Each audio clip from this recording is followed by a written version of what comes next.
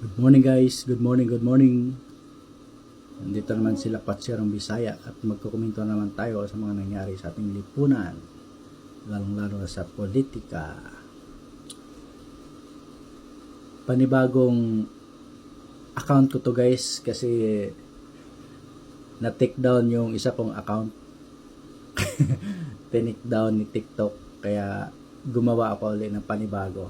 Sana i-follow nyo pa rin ako dito at para magkita-kita pa rin tayo. So, ilang tulog na lang guys, mag-e-eleksyon na. So, magkakas na tayo ng ating vote para sa mga ihahalal nating politiko, no? Na karapat-dapat sa kanilang mga posisyon, kung ano man ang kanilang tinatakbuhan, no? Most especially sa national, no? So kaya kinakailangan pag-isipan natin ng mabuti. We still have few more days, no, to think deeply kung sino yung karapat-dapat na mabigyan natin ng vote para sa kanila o sa kanya, no? Pero dapat tayo sa ating sarili magkaroon tayo ng standard sa politiko na ating pagpipilian. Kasi in reality guys, sa politics natin ngayon, wala nang ka-standard yung mga politiko natin, di ba? Kaya ganun na lang kapangit yung political system natin dito sa bansa. Kasi wala nang standard kasi. Hindi katulad ng mga una na talagang meron silang mga standard, no? Kaya ganun sila ka-dignified tingnan. Ngayon, wala nang ka-dignified tingnan yung mga politician natin guys. Lalong-lalo na sa Congress at saka sa Senado. Hindi na sila respeto. So kung makakita ka ngayon ng isang congressman, ang tingin mo sa kanya buaya na, crocodile. Kasi alam natin yung nangyayari sa Congress na punong-puno ng corruption. 'Di ba? So hindi na siya dignified tingnan. Kaya kailangan sa atin mga mamayan, mag-set tayo ng standard sa isang politiko na kailangan nating i-vote o karapat-dapat siya sa kanyang posisyon bilang isang mayor ba, vice mayor, congressman, senador, di ba? Or governor. So, tayo ang mamimili. So, kung tayo, wala tayong standard sa ating sarili, tapos maglagay tayo ng politiko na mahilig lang mangako na hindi naman tinutupad yung pangako. Mahilig lang magbigay ng ayuda, walang standard sa kanyang pamumulitika. So, kasalanan din natin yun, di ba? Kung bakit natin siya nilagay sa kanyang posisyon na wala man lang siyang standard sa kanyang pamumulitika. Puro lang ayuda ang alam, puro lang pangako, di ba? So, tayo sa ating sarili dapat magiging smart tayo, mamili ng isang politiko, no? Kaya kailangan magkaroon tayo ng preference sa bawat politiko na ating iboboto. Masakla pa doon guys, kasi nagiging konsentidor tayo sa mga politiko na gumagawa ng mali. Dahil ba sa nabibigyan tayo ng ayuda? Kaya nukonsente na lang natin sila, di ba? So, isa kasi yan sa mga dahilan guys, yung mga politiko natin na diskaril na sila sa kanilang tunay na task, no? Instead na gagawa sila ng batas para sa bansa, ang gagawin nila, mamimigay ng ayuda. Di ba? Oh, so, hindi naman talaga nila task yan nung namimigay ng ayuda. Oh, di ba? So, sinong nag-udyok sa kanila para gumawa ng ganon? Tayo lang din mamamayan. Kasi sa dami ko ng naikot na lugar sa buong Pilipinas, marami akong mga nakakausap na mga ordinaryong tao na pagdating sa eleksyon, tuwang-tuwa sila kasi may darating na naman ng mga bayaran, di ba? At nagkaroon pa ng kompetisyon. No, yung dito 5,000, meron nga sa isang lugar 3,100 daw, sabi nila. Biruin mo 3,100. Tatlong tao 100,000. Oh, no position lang 'yan. Di ba? Oh, paano babawiin yung yung pera sa ganung kalaking halaga? Di ba? So, expected na natin na talagang yan sila, pag naupo sa posisyon, hindi yan gagawin ng kanilang trabaho kasi ang walang ibang iisipin yan, mababawi yung nagastos niya sa eleksyon. Ano niya dapat, responsibilidad niya sa province o sa wala na yun, natingga na yun. Di ba? Oh. Kaya dapat tayo sa ating sarili, magiging magiging smart pagdating sa pamimili ng kandidato. Iupo natin yung karapat-dapat, no? Na tingin natin makapagbigay ng tamang serbisyo sa taong bayan. Kasi ayuda guys, but in solution lang yan. Hindi yan sa pangmatagalan katulad sa ginawa ni BBM ngayon. No? Dahil sa may nakita silang result ng survey na bumaba siya, kaya bumaba ang trust rate of the survey, 60% ang trust rating ng Pangulo nitong Abril, mas mababa sa 65% noong Nobyembre. 23% naman ang nagsabing hindi sila tiwala kay PBBM, mas mataas sa 12% noong November 2024. Lumabas din sa survey, tumaas naman ang tiwala kay Vice President Sara Duterte sa 58% mula 49% noong huling quarter ng 2024. Ginawa ang survey mula April 2 hanggang 5 sa 1,200 respondents. Mayroon itong plus-minus 3% na margin of error. Kaya napilitan silang i-impose yung 20 pesos na kilo of rice sa Cebu. So, hindi yun siya sustainable ban-in solution lang yun. Kaya nga,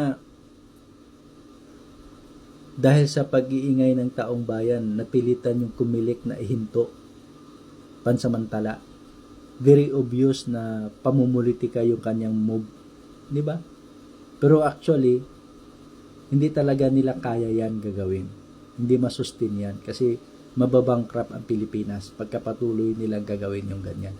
Kasi hindi siya natural Ang ini-expect kasi ng taong bayan, natural siya na price sa market.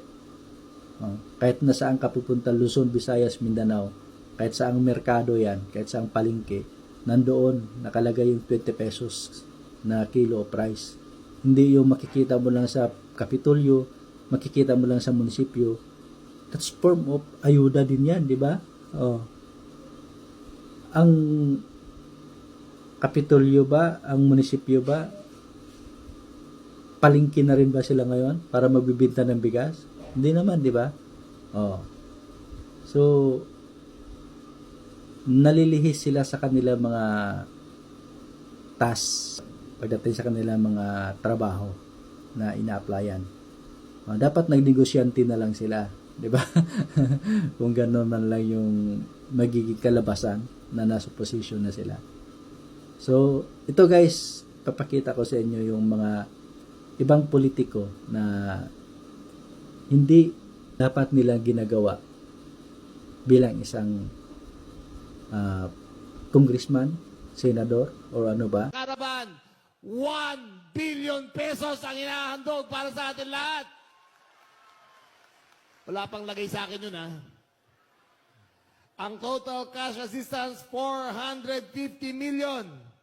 Ang total amount of rice, 255,000 kilograms of rice na pinibigay sa inyo lahat. O, ayos ba yan? Ito naman po ay sikreto lang natin. Ha? Huwag niyo po ipagsasabi mo si kanino. Ha? Atin-atin lang po ito. Yung iba po kasi, na akap, ang binibigay ko ay 3,000 piso lang. Kaya matangkihan ni Congresswoman Ana, inisip namin, ano kaya kung dagdagan natin ang konti? Para sa ganon, mas lubos na maramdaman ng mga taga-lunsod na dosena yung tulong ng national government. Kaya ngayon po lahat, ano ma'am, magkano matatanggap nila bawat isa? Ang matatanggap niyo po bawat isa ay 5,000 pesos. Okay? So 5,000 pesos po ang matatanggap niyo bawat isa. Tapos ng eleksyon sa Lucena, di ba? Nagkaroon na sila ng utang na loob sa kanilang congressman. 5,000 pesos. Katumbas sa iyong pagkatao. Prinsipyo.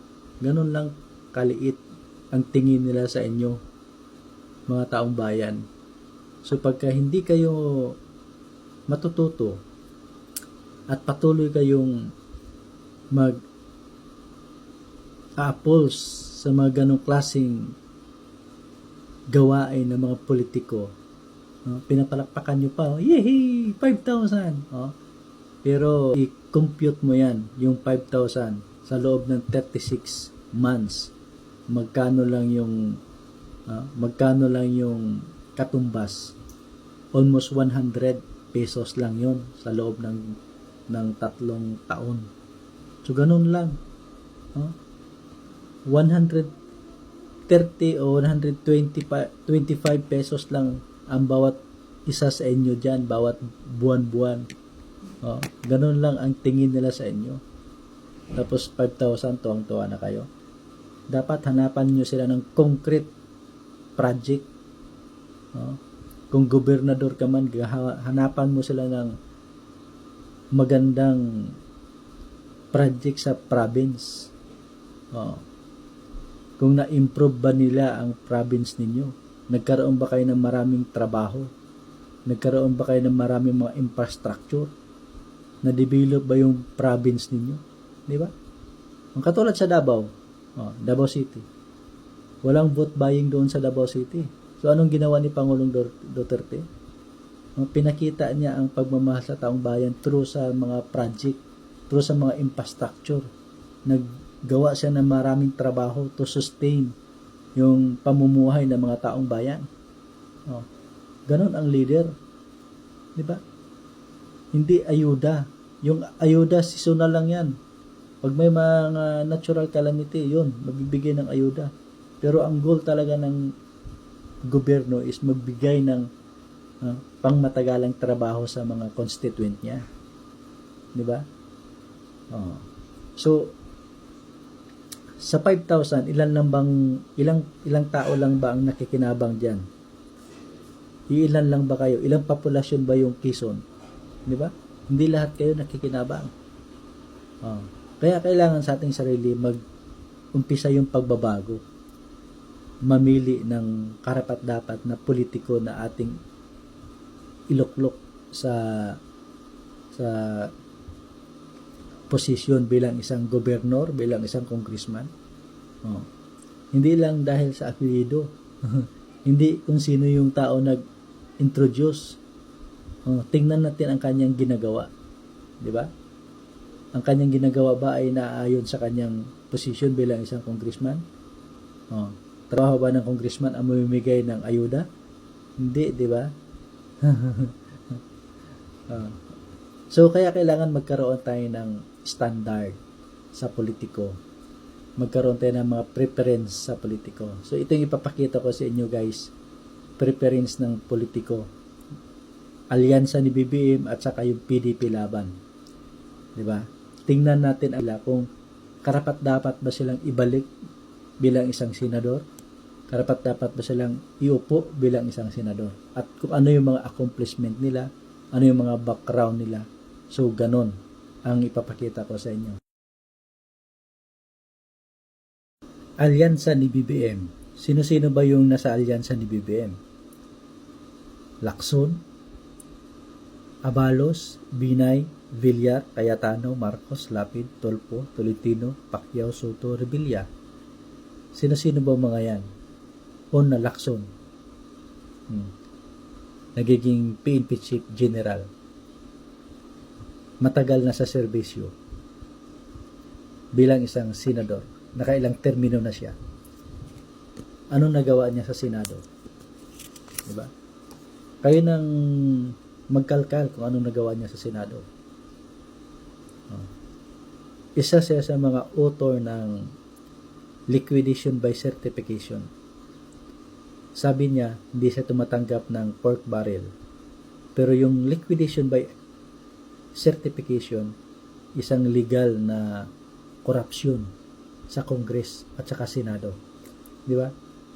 So, kung hindi ka tumatanggap ng pork barrel, bakit pinapayagan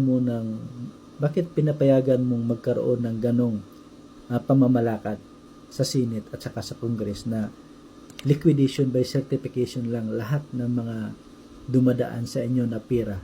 Di ba?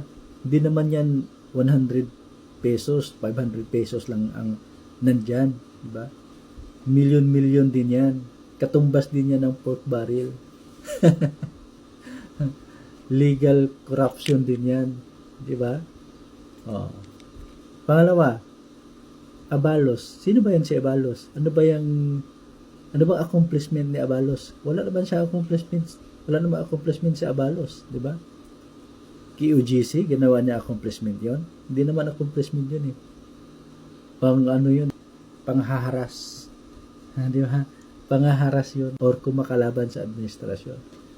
Hindi 'yun siya matatawag na accomplishment kasi wala namang kasalanan si Pastor Kibuloy. Di ba? Lahat naman ng mga cases ni Pastor Kibuloy is wala na. Di ba? Binuhay lang nila uli dahil sa pamumulitika. Tapos yun yung ibibida niya ngayon na accomplishment niya. Hindi yun accomplishment. Panggigipit yun. Di ba? Si Binay, ano ba yan si Binay? Anak ni Vice President Binay, mayor ng Makati. Ang gulo-gulo ng Makati. Ang gulo-gulo ng pamilya nila, nag-aaway sa loob ng simbahan dahil sa posisyon ng pagka-mayor. Di ba? Kung tutuusin, kung wala yung mga negosyante sa Makati, hindi naman uunlad yung Makati.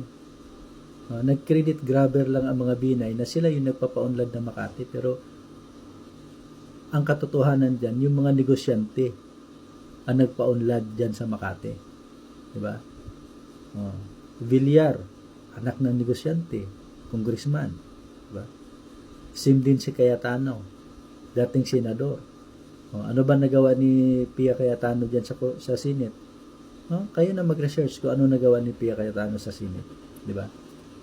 Marcos, wala na yun si Marcos. Si Lapid, ano ba nagawa ni Lito Lapid? Tagal-tagal niya na sa Senado, di ba? Hindi nga natin siya makita-kita sa lahat ng mga sesyon, sa lahat ng mga hearing sa Senate. Mas nakikita pa natin siya doon sa probinsyano. Di ba? Kay Coco Martin. So, dapat pagpatuloy niya lang yung pag-aartista niya. Kasi, wala siyang silbi sa Senate eh. Kaya, nasisira yung mga ibang artista dahil sa kanila. Revilla, ano bang ginawa ng Revilla? Inakusahan na nag-plunder ng pera. Di ba? Kasama siya sa Napolis issue, diba? Tapos may sinasabi pa yung Supreme Court na kailangan ibalik ni Revilla yung 120 million plus sa kaban ng bayan kasi pera ng bansa yon, pera ng mamamayan yon. So itanong natin kung ibinalik ba ni Revilla yung pera na yon, di ba? O dinaan na lang sa limot. Ganon. Tolentino, oh, Butterfly, hindi mo alam kung saan siya dadapo. Noong una sa Liberal Party, tapos nag-PDP, tapos ngayon diyan naman siya sumipsip sa sa alyansa ni BBM. Di ba? Oh. Tapos ngayon gagamitin niya yung issue sa West Philippine Sea na kung hindi daw natin siya iboboto, igigirahin tayo ng China. Di ba? Napakalaking pang bubudol na naman sa taong bayan. Oo. May nakita nga ako sa isang vlogger na parang nagkakaroon na raw sila ng hindi pagkakaintindihan dyan sa alyansa, between alyansa at saka Tolentino. O, ito ipakita ko sa O may tago, mga kaibigan, ang 4 na senatorial candidate, okay, ng alyansa ng Bagong Pilipinas o Bagong Pilipinas ni Pangulong Marcos Jr. Ito na nga ba sinasabi natin eh. Talagang mahirap pagkatiwalaan. Ako from day one, sinabi ko na mahirap pagkatiwalaan itong mga politiko na sumama, kinuha ni Pangulong Marcos bilang mga kandidato. Aba, ngayon pa lang ho, nung mahuli si Duterte ng ICC dahil sa Interpol, ay lumantad na eh. Ang pinakahuling nagsalita po ay si Francis Tolentino, na sinasabing may pagdududa siya na parang illegal ang ginawa ng pag-aresto raw kay Duterte. Ay isipin mo. Di ba? Oh. Biruin mo pa naman, nasa alyansa ka tapos magsasalita ka ng against sa kanilang kagustuhan. Talagang bubble jacket ka ng alyansa. Oh. Ito pang isa, tulpo. Kung makapagsalita Pangulong Duterte noon, nakala niya Panginoon si Pangulong Duterte. Talagang hinihimod niya yung tumbong ng mga Duterte. Talagang siya, talagang baw na baw siya sa mga Duterte. Tapos binabalahura niya pa si Lini Robredo that time. Diba? Talagang kinukupal niya pa ng pinagmumura niya pa. Oh. Tapos ngayon, halik tumbong siya kay Lini Robredo para itaas lang yung kamay niya. Di ba? Marami siyang mga issues sa citizenship. Legal documents niya, may mga issues siya. Tapos ngayon, tatakbo siya ng senador. Anong magagawa niya, di ba? Wala naman siyang hindi nga natin alam kung ano natapos niya. Tapos sasabihin niya sa taong bayan kung gusto nyong hindi tayo sakupin ng China, ibubuto nyo yung alyansa. Binablock nila ang mga Pilipino. As if naman sila yung bayaning-bayani talaga. Diba? Walang si Pacquiao, ganun din. Diba? Walang paninindigan sa sarili. Malaki ni ambag niya sa sports sa Pilipinas, pero pagdating sa politika nagiging walang prinsipyo, 'di ba? Mabait sa kumabait pero walang prinsipyo si Pacquiao. Kaya hindi mo siya dapat pagkatiwalaan. Nung nakaraan kung ano-ano na lang pinagsasabi niya kay BBM, 'di ba? Kung ano-ano yung mga pinagbibintang niya kay BBM. Tapos ngayon, talagang himod tumbong siya kay BBM. So, ganun ang kalidad ng alyansa ni BBM. Sila-sila dyan nag-uululan. Sila-sila dyan magtatraydoran. Kita mo kung gaano kagulo yun. Diba? Kasi may mga sari-sariling interes sa kanilang pagka-politiko. Si Soto, ang tagal-tagal niya sa Senado. Tapos ngayon sasabihin niya, ibibigay niya sa mga estudyante yung kanyang sweldo. Bakit niya ginawa noon, di ba? Paasa na naman siya sa mga taong bayan. Kaya tayo mga kababayan, mamili talaga tayo ng karapat-dapat na politiko na yung totoong magsiservisyo sa bansa, sa taong bayan. Hindi lang yung puro pangako. tingnan natin kung meron ba silang nagawa sa kanilang mga pinapangako noong una. Diba? Kung meron ba silang resibo sa kanilang mga pinapangako noon, may mga accomplishment na ba sila? Oh. So yun yung alyansa ni BBM. Magulo.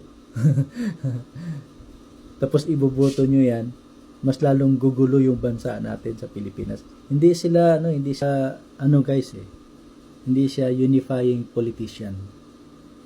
Hindi siya tunay na leader. Kasi pag tunay na leader ka, lahat yan magkakaroon ng pagkakaisa, magkakaroon ng unity. Instead, nagkakaroon ng division yung mga taong bayan. Hindi katulad kay Pangulong Duterte noon, talagang yan yung unifying leader kasi lahat nagkakaisa. Politician, taong bayan nagkakaisa. Isa lang yung kalaban ng government noon. NPA. Pero ngayon, nagsanib pwersa na sila. Gobyerno pati NPA. Kalaban nila ngayon, mga taong bayan. Kita mo yun? Kung gaano ka reverse ang nangyayari. So dito tayo ngayon sa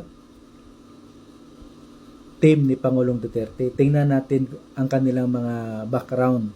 Tingnan natin ang kanilang mga nakaraan at kung anong klase silang pagkatao. So, sa Team Duterte guys, meron lang silang 10. Dati, siyam sila, pero ngayon, 10 na sila. So, sino-sino ba yung team ni Pangulong Duterte? Meron silang 5 lawyer. 5 lawyer guys ha. Ibig sabihin, qualified sila sa kanilang posisyon bilang isang senador kasi mambabata sila, expert sila sa batas. Sino-sino mga yan? Attorney Raul Lambino, Attorney Congressman Marcolita, Attorney JB Hinlo, Attorney Jimmy Bundok, Attorney Vic Rodriguez. So 5 yan guys, 5 lawyer na makakatulong para gumawa ng batas at i-amend yung mga batas na kailangan ng amindahan. So, yan yung mga kalidad sa team ni Pangulong Duterte. At merong isang doktor, si Dr. Marites Mata, na malaking maitulong sa health department sa ating bansa sa larangan ng kalusugan. Kasi yan yung expertise niya. Merong isang general, si Bato de la Rosa, na very successful police general at malaking naitulong sa bansa. Di ba? Ang ganda ng team up ni Pangulong Duterte. Ang ganda pagka-select ng mga senatoriables. At isa pa, meron silang magaling na spiritual advisor.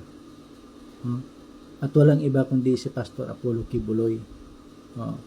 Si Pastor Apollo Kibuloy, marami siyang nabagong pagkatao ng mga taong halos wala ng ambag sa mamamayan, halos wala ng pag-asa, pero nabago niya yung buhay dahil sa kanyang magaling na pamamalakad at magaling na pag-leadership. Yan ang karakter o isang katauhan ni Pastor Apollo Kibuloy, guys. Walang corruption yan, guys. Ang ganda ng kanyang pamamalakad sa QGC.